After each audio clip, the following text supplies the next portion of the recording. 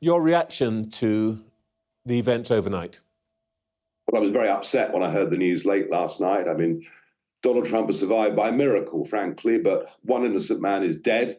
Two are fighting for their lives in hospital. So it's horrible, and yet somehow not surprising. It occurred to me that actually, if things had gone slightly differently last Thursday in our own election, you might have been at that rally because you have essentially done the warm-up for him at some of his rallies. Yes, I almost certainly would have been there. You're absolutely right. And of course, it's the convention next week. And I've now decided I will fly out and see him next Thursday and listen to his acceptance speech. I will absolutely do that as a show of friendly solidarity.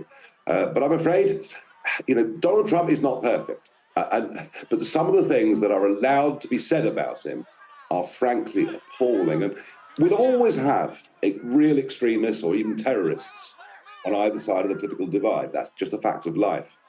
But it almost becomes mainstream, for millions of people to hate political figures. And normally, this is not because of what they've said or done. It's because of what is said about them. And yes, we know social media plays a role in this, but I'm afraid mainstream media does as well. And Trevor, I've been through over a decade of this. In fact, I had a drink thrown at me as recently as last Wednesday. We seem to have frozen. It seems to me we might have lost him. OK, we'll try and get back to Nigel Farage in a moment. Kitty, you were saying before we went to the break that there is an issue that you're thinking about. What do the Democrats do now about this? Yes, and how they react in the next few days will be very interesting. I mean, we've already seen the reaction from the president saying everyone should... Hold on a second, hold the thought, because I think we have Nigel Farage back. OK, Nigel, yeah, you were saying, of course, that you yourself have faced some of this. I suppose the issue here is the one about the way we talk about and to each other.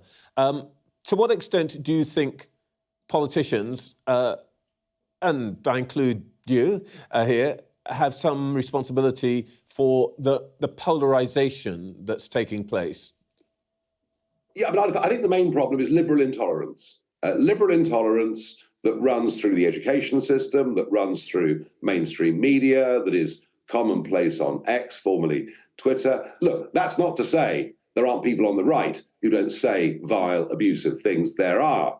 But I'm afraid there is increasingly too much of one side on this. Have you been in touch at all with Mr. Trump or his people? Yes, I have. I've sent a text to Donald himself, obviously. I'm not expecting a rapid answer. He's got more to think about. But no, I have spoken to the team. Yeah, I mean, obviously everybody is horrified. And the problem is, how do you go on campaigning? I mean, I faced this in this general election. Milkshake chucked in my face, cement thrown at me, stones thrown at me. And you start to think, well, can I carry on campaigning? And of course, for Donald Trump, the rallies are the absolute lifeblood. I mean, anything up to 50,000 people attend these events. If somebody with a high-powered rifle from hundreds of yards away can do this, the team have got a lot to think about. If I know Trump, he'll probably just continue regardless. But the impact of this on our politics as a whole is very real. And think, John Major went around the country, stood on a soapbox, campaigned, won a general election by doing it. Could a leading politician even do that now? If I can ask you, in a way, as a fellow TV anchor rather than as a politician, what do you assess this event? What effect do you think this event's going to have on the presidential race? Is this now Trump's race to lose? Well, I thought it was for some time, to be honest with you. What I hope, of course, is that this proves to be a pivotal moment in not just American but Western politics, and that we start to be a little bit more tolerant of people who have different points of view. That is what I hope comes out of it, but I won't hold my breath.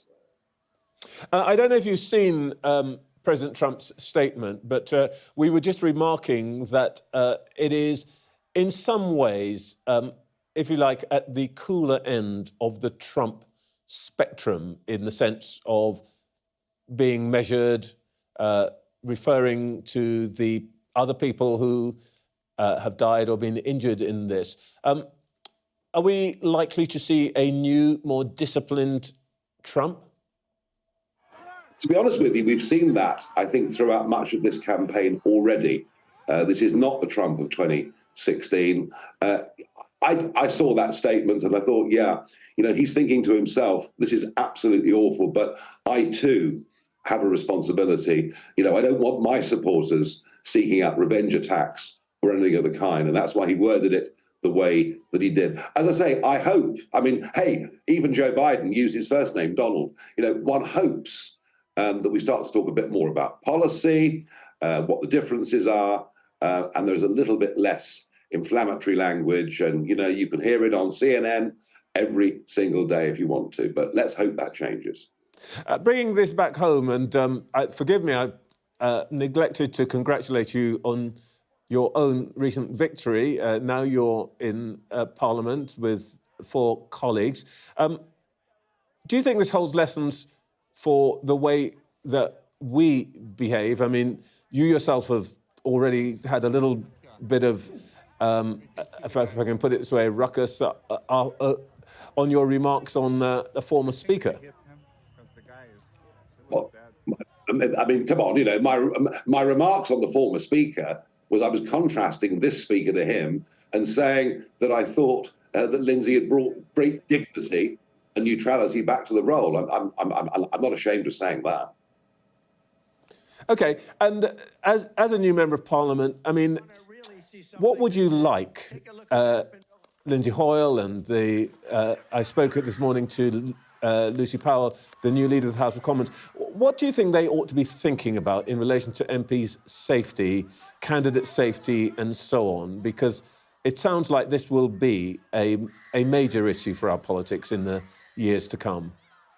Yeah, Lindsay Hoyle did a big interview in The Telegraph yesterday in which he said that MP safety was the one thing that keeps him awake at night. And that focus will be even sharper, I think, after what happened, albeit in America, overnight.